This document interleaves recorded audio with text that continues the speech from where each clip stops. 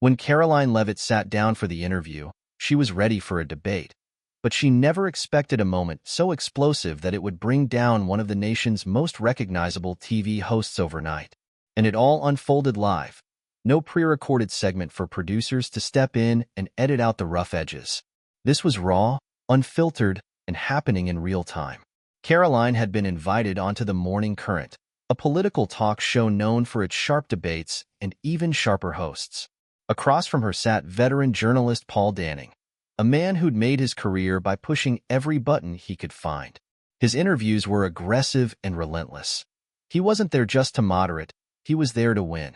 That day, his opponent was a young, rising conservative who simply refused to back down.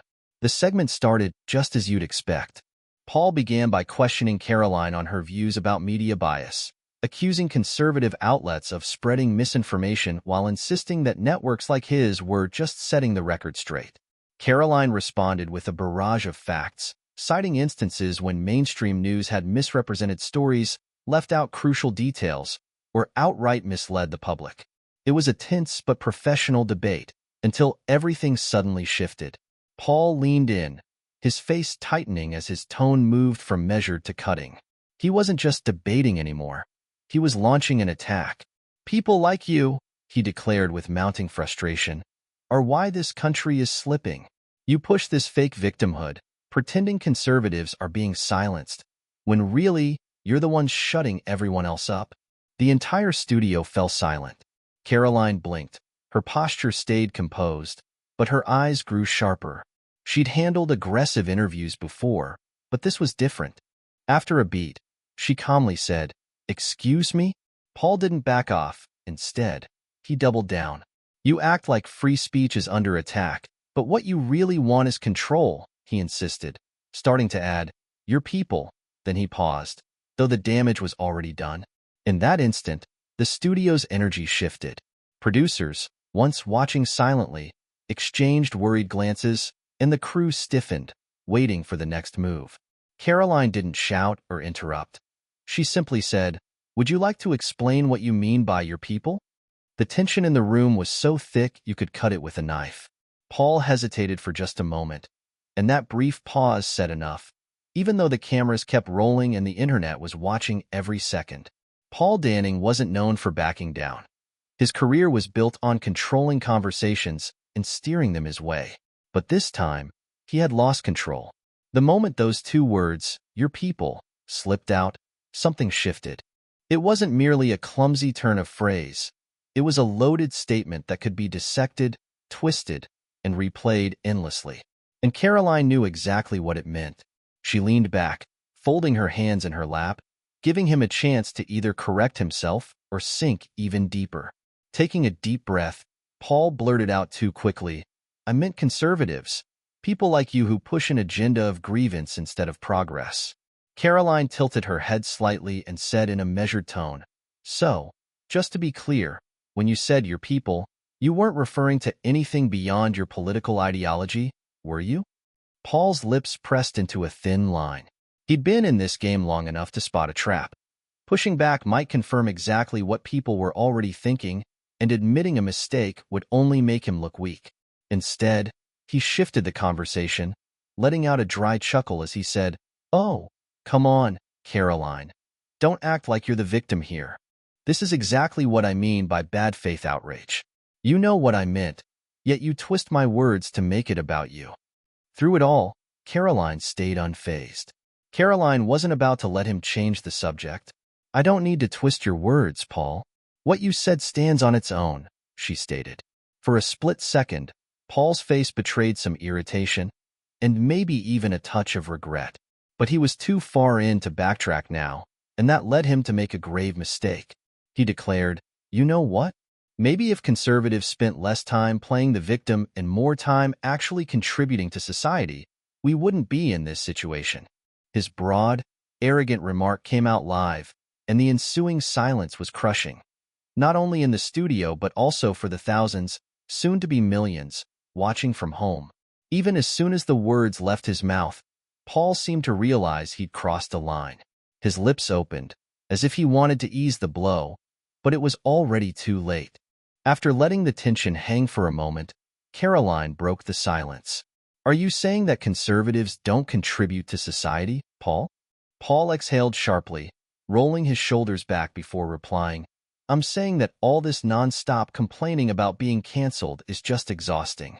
Caroline nodded slowly. Her face was unreadable, but her silence spoke volumes. The damage was done, and it wouldn't be long before the clip exploded online. Sure enough, as soon as the segment ended, a 15-second clip of Paul's comment, "Maybe if conservatives spent less time playing the victim and more time actually contributing to society," began circulating on social media. There was no context, no explanation, just that one sentence. Within an hour, a hashtag built around it was trending. Some viewers took his words at face value and blasted him for obvious disrespect, while others rushed to defend him, insisting that he'd been misinterpreted. But once the full clip was released, things only worsened. Political commentators on both sides began weighing in, some condemning him outright, others using it as proof of selective outrage. It quickly became clear that people were watching, and then the sponsors stepped in. By midday, 3 major advertisers for the Morning Current had suspended their partnerships, issuing statements that they were reviewing their commitments. By evening, 5 more had followed suit. Damage control was in full swing. For his part, Paul remained silent while the network scrambled to manage the fallout. And Caroline? She didn't have to add a word. She simply retweeted the clip with a thinking face emoji. But the storm wasn't over yet. The network now had a big decision to make. Over at NBS News, the network behind the Morning Current, executives were in crisis mode. The outrage wasn't subsiding, it was growing. Viewers flooded the network's inbox with demands for action, and advertisers started pulling out entirely. To make matters worse, rival networks began using Paul's comments as a prime example of media arrogance. By mid-morning, an emergency meeting was called. The network faced 2 options: either stand by Paul and risk more fallout or cut ties to protect their reputation. For years, Paul had been one of their star figures, a veteran known for his hard-hitting interviews. But now, he had become a liability. At 3 p.m., the network issued an official statement. Paul Danning has been placed on indefinite suspension while we conduct an internal review of yesterday's broadcast. NBS News remains committed to respectful and fair journalism. In other words, they were waiting to see just how bad things would get before making a final decision. But the internet wasn't patient. Suspension wasn't enough. People demanded he be fired. Meanwhile, Caroline wasn't leading the outrage, but she wasn't holding back either. Later that evening, on another show, she was asked directly, "Do you think Paul Danning should be fired?" After a pause, she replied, "I believe that people in positions of influence should be held accountable for their words." Her response was measured, strategic, and hit hard. The very next morning, NBS News made its final call. At 9:15 a.m., they announced, effective immediately, Paul Danning is no longer affiliated with NBS News. We thank him for his years of service and wish him the best in his future endeavors. The media world erupted. Some hailed it as justice, while others called it an overreaction. But one thing was certain. Paul Danning was finished, and the conversation was just beginning. Paul's firing sent shockwaves through the nation, splitting opinions in 2. On one side, many saw it as a long-overdue wake-up call, a clear sign that media figures could no longer talk down to half the country without consequences. For these folks, his comment wasn't merely offensive.